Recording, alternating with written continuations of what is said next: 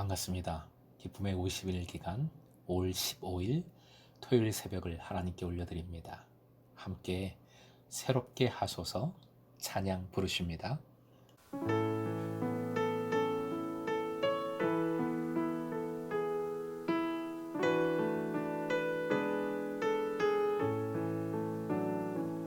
해 아래 새 것이 없나니 이 죄인 살리신 주 보라 새롭게 된 이 피조물 주의 놀라운 권능 찬양하세 우리 주 오 주여 영광 받으소서 새롭게 하소서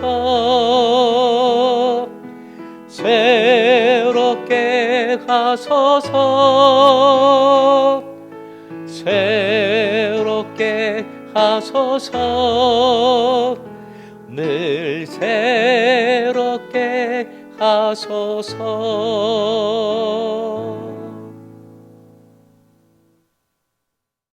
오늘 허락하신 하나님 말씀은 창세기 8장 1절에서 12절까지의 말씀입니다. 함께 읽겠습니다.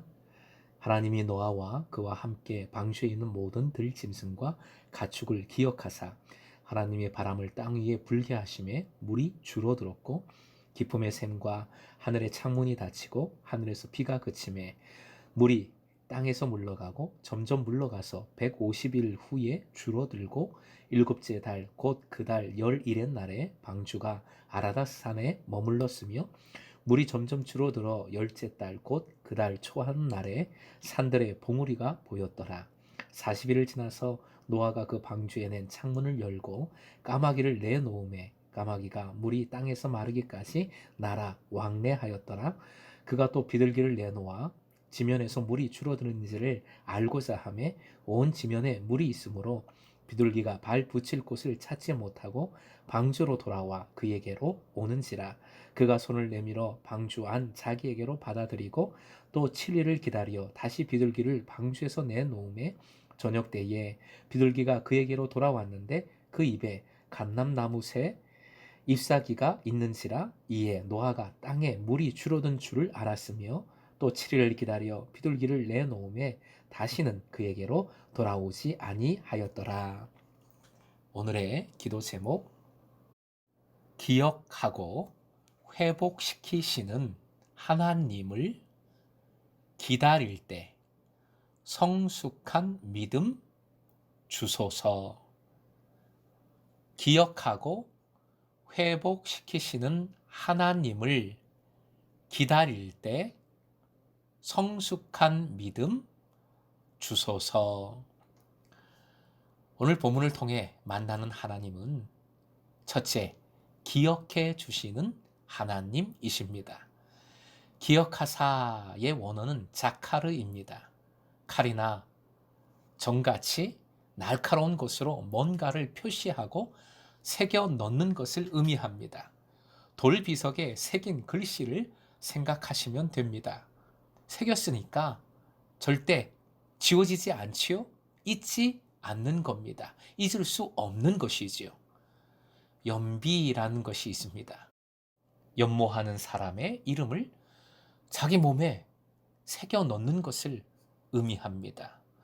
불가에 보면 연비가약이라고 하는데 승려가 되려고 서약할 때 팔뚝에 초심지를 올려놓고 태우거나 향불로 지지는 것을 말합니다. 고통을 이겨내고 불도에 정진하는 것을 그 표시로 다짐하는 것이지요. 불교는 사람에게 이러한 것을 하게 만들지만 하나님께서는 스스로 그것을 행하십니다. 십자가의 사랑이 그렇지요. 십자가의 고통과 죽음으로 새겨 넣은 구원이고 사랑입니다. 독생자의 십자가 죽음으로 새긴 사랑인데 어찌 우리를 잊으시겠습니까? 우리를 잊지 않고 반드시 기억해 주시는 하나님이십니다. 또 본문을 통해 만나는 하나님은 회복시키시는 하나님이십니다. 3절 물러가고 점점 물러가서 라는 표현이 나오죠. 줄어들었다는 겁니다. 두 번이나 반복된 물러간다의 원어는 많은 뜻이 있지만 여기서는 좋은 상태로 돌아간다는 것, 즉 회복의 의미가 강합니다. 찬양 함께 부른 것처럼 더욱 새롭게 해 주신다는 것이지요. 5달 동안 비가 오지 않았고요. 새들을 통하여 재차 확인했습니다. 끝이 나지 않을 것 같던 홍수도 결국 끝이 난 것이지요. 지나가게 하십니다. 회복시키고 새롭게 만드십니다. 결국 하나님은 믿는 자에게 이 모든 것을 통하여 가져야 할 믿음의 성숙을 이루어 가십니다. 결국 세 번째 만나는 하나님은 화면 보시고 함께요. 시작. 성숙하게 하시는 하나님. 사랑하는 금성의 제자 여러분, 이러한 하나님이심을 믿고 신뢰할 때 그 믿음의 사람이 보이는 태도가 본문에 나타나고 있습니다. 뭘까요? 기다림입니다.